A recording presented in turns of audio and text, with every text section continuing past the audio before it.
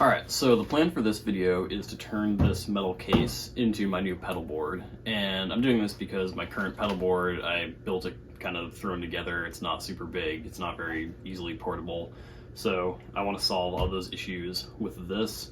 And the idea is I'll have a power input on the side, guitar in and out on the side, so you can just open it up, plug in directly to the case, and then close it up, and everything will be portable when you want to move your stuff around. So as of now, that's pretty much the plan for the build, so let's get started.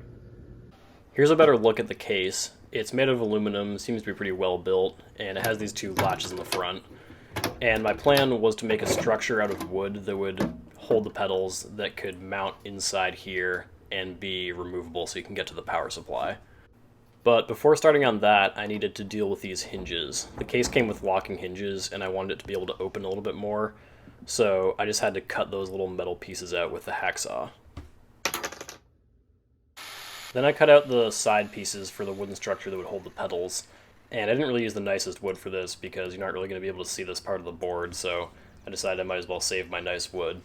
But here you can see them test fitted into the sides of the case. And then I took some nicer plywood and cut out the strips that would go across those side supports. And here's a really rough test fit of that inside the case, and you can kind of see what this is going to look like once I put it all together. And once all the pieces were cut out, I sanded everything down by hand, and I also rounded off the bottom corners of the side supports so that they would fit better into the rounded corners of the case. I also decided I wanted to be able to plug directly into the case, so after that I got started drilling the holes for the input and output jacks, and you can see the holes in both sides of the case there.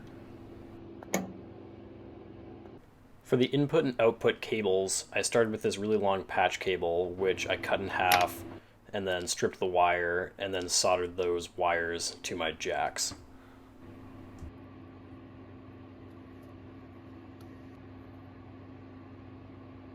So here are the two cables and jacks all soldered up, and here they are test fitted into the side of the case. I also needed a hole in the side of the case for the IEC receptacle, so I cut that out with the jigsaw, and here's that fitted in there. And then I drilled out a couple rivet holes and just secured that receptacle in there with pop rivets. I also realized I needed a hole in the side support for the power cable to go through, so I cut out this somewhat crude hole with the jigsaw. Then I went to test fit everything inside the case, but I ran into a little issue, which was that I drilled the holes for the input jacks too high and the board was hitting it. So in order to fix that, I used this kind of weird cutting tool to cut out some notches in the side of the boards, and it actually worked really well, and it ended up solving the problem. Then I put some Velcro down on the inside of the case because I decided the best way to make this thing removable would be to Velcro it in, and then I stapled down the opposite type of Velcro onto the side supports. After that, it was time to actually assemble all the wooden pieces, and you might notice that I'm not really making much of an effort to make the screws look good at all, and that's just because I'm going to be covering everything up with Velcro anyway, so I didn't really find it necessary to make all the screws look perfect.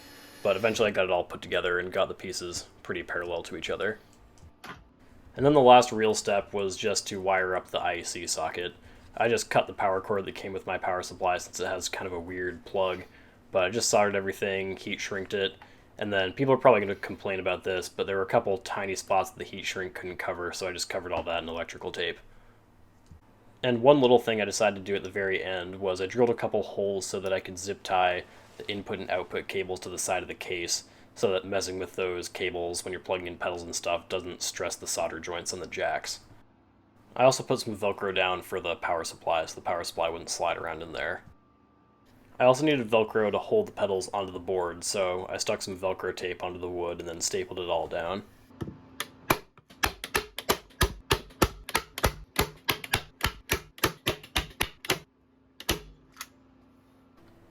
And then I just needed to put everything all together, so I started by putting the power supply in, and then stuck all the little power cables in, and after that I put the wooden frame in and mounted all my pedals.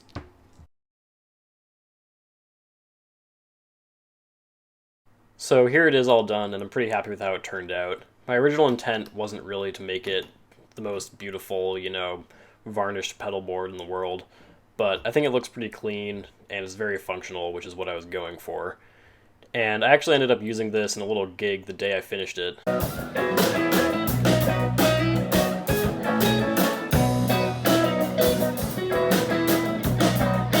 So that's cool. It didn't fail on me, so I guess it works. But yeah, I think that's pretty much it for this video, so thanks for watching.